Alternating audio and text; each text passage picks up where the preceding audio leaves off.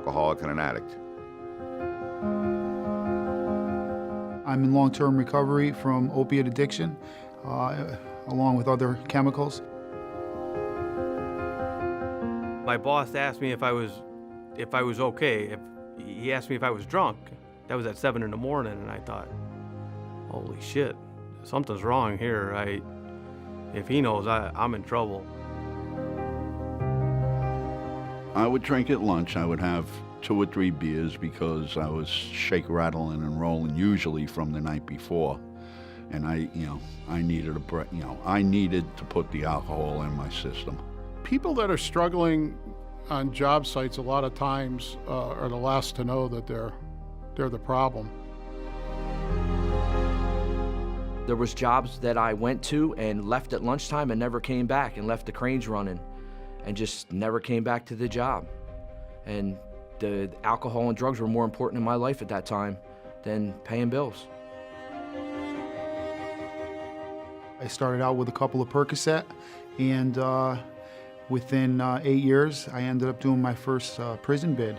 And in those 8 years, I lost my family, my career, my children. My work habits were horrible. Alcoholism was just kind of taking over my whole life, and I was missing Fridays and Mondays, or I was coming in hungover, and I wasn't a productive member of the crew. We have the highest rate of substance abuse disorders and suicides in the country. People are tired, they're sore, they're hurt, and they're just looking for a little relief. The problem in the union, some people turn to drink, some people turn to drugs. Drugs are everywhere on the job sites. I've noticed that recently it's gotten worse to where there's actually guys who are ODing in spotted pots and getting found on Monday morning. I was a miserable bastard. I thought I was on the bottom of the ocean. That's how far down I thought I was. I was out drinking. I drove onto an exit ramp onto a highway and had a head-on collision with a car. And I spent a month in intensive care, and I just barely made it out of there. During the last 2 rehabs, I was served with divorce papers. I was asked to leave my residence.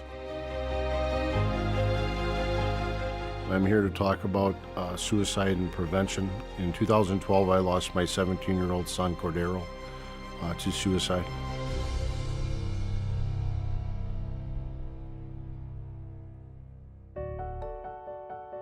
It's time to get uncomfortable, and it's time to start talking about what people don't want to talk about. Addiction, suicide prevention, and behavioral health. It's a very uncomfortable subject to talk about. We need to change that culture. Remove the stigma on communicating about addiction, suicide prevention, and behavioral health issues. We got to get past that. Our lives depend on it.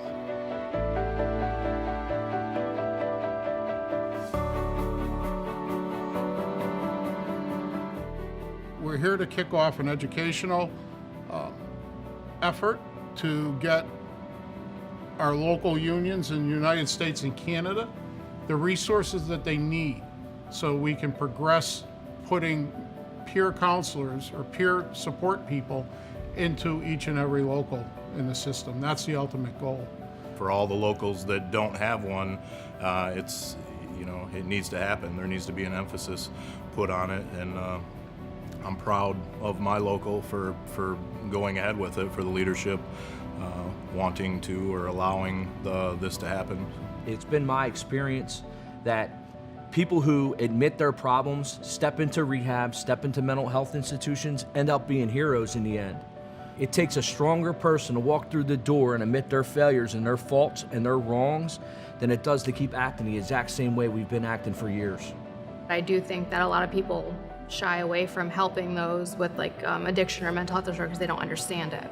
It's hard to find a household in this country that hasn't been touched one way or another, whether it's addiction or suicide, mental health issues, things like that.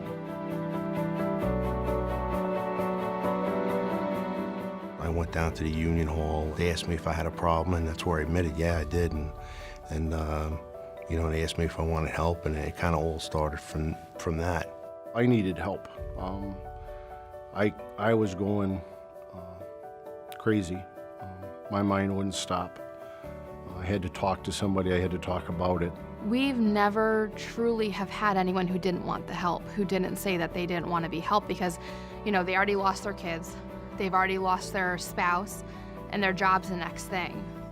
In our trade, when you sit in a seat or go into a building to operate a power plant, you need to be on your game. We just want to be there for the members that are struggling. If it's gone out of control for some people, if it's gone beyond where they can help themselves, we are a family. These are our brothers and sisters. We say that all the time. We would not be here if we had not reached out for help. Well, a business manager we had at the time could see how I was struggling. At work and on the job site, I would take extra risks, I guess you would say, you know, because it just didn't matter. You gotta want it.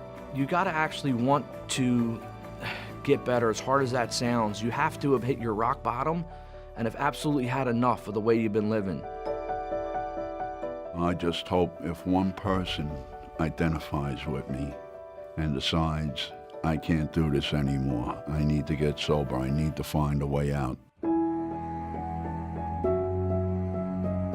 We should be having conversations every day on the job site, making people aware of the issues, making people aware of the community of people that are out there that's ready to help them at a moment's notice. We've had people who've had to go through 5 to 10 times of treatment, but we haven't given up on them.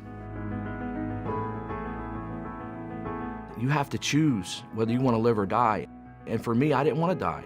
I wanted to live, and I wanted to live a productive, clean life. There's a better way, and there's people that care and that are there to help you. And I want to be that person to help others now. The most powerful words that a peer person can say to another worker is, hey, how you doing? You okay? Talk to somebody that you feel that you can trust. You know, somebody that conducts themselves, you know, in a good manner. If you're feeling down or you want to talk to somebody, you know, reach out to your brother engineer. You know, reach out to somebody on the job that's in recovery, because there is somebody in recovery on every job. Having that member, having that peer, having that brother that you can call and you can talk to is going to be huge, because you might not be ready to make that step, you know, but you're reaching out to a friend. We have members that are away from home for months on end, and things happen at home and they're not able to be there. It causes a lot of mental strain and depression in our members, and we need to be there to help them. They're great workers. You know, they wouldn't be an operating engineer if they weren't. You know, they're top of the line. So these contractors don't want to lose them. The help and the assistance that I received from my union, no doubt, saved my life. They saw something in me at the time that I didn't see in myself, and I'm forever grateful for that. And I believe every local needs to have a program like this, or at least look into starting one, or reach out to other locals or the international and have the ability for your members to reach out. You just kind of ignore it and kick it under the table. It's not going to go anywhere, and that person's just going to get farther and farther into their addiction, you know? No, I would say no one's beyond saving. Ask them if they need help. Ask them if they're thinking about hurting themselves. Those are all steps to show somebody you care and that there is somebody there to help. Ask friends, ask family, ask your union. Everything is at your fingertips if you know where to look. That's the most important part that I would like people to know. There's a lot of resources out there. I think our international is putting those out, and I just hope everybody is taking advantage of those resources that are there, because they're not alone. We can always find an answer. The network of people that are out there from coast to coast is just incredible. When it's a brother or sister in your union, it makes you know that somebody has your back.